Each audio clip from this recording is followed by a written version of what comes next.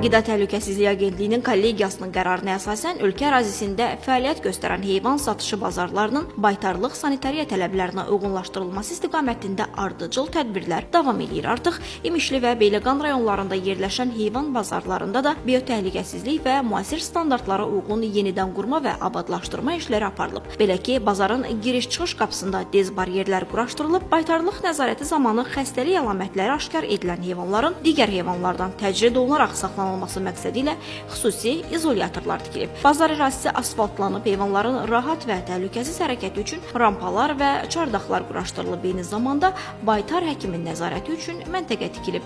Xırda buynuzlu, iri buynuzlu heyvanların satışının ayrı-ayrı təşkil olunması üçün nahiyələr quraşdırılmış, ara kəsmələrlə hamısı ayrılmışdır. İnzibati binalar təşkil olunmuşdur. Yolların asfaltlanması, rampaların tikilməsi və onların asfaltlanması, kanalizasiya sistemlərinin yenidən qurulması və hamısının beton örtü ilə üzlənməsi, üzərinin dəmir kəsmələrlə üzlənməsi və bu kimi işlərin hamısı yerinə yetirilmişdir.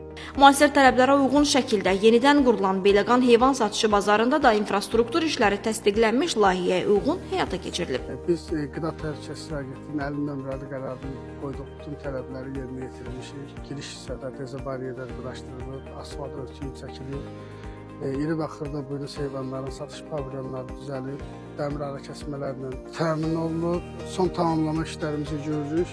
Bundan başqa qida təhlükəsizliyinin təmin olunması və sanitar vəziyyətin yaxşılaşdırılması məqsədi ilə hər iki bazarın ərazisində fəaliyyət göstərən yaşa obyektləri kənarlaşdırılıb. İmişli və Beyləqan heyvan bazarlarının açılması məsələsinə baxılacaq.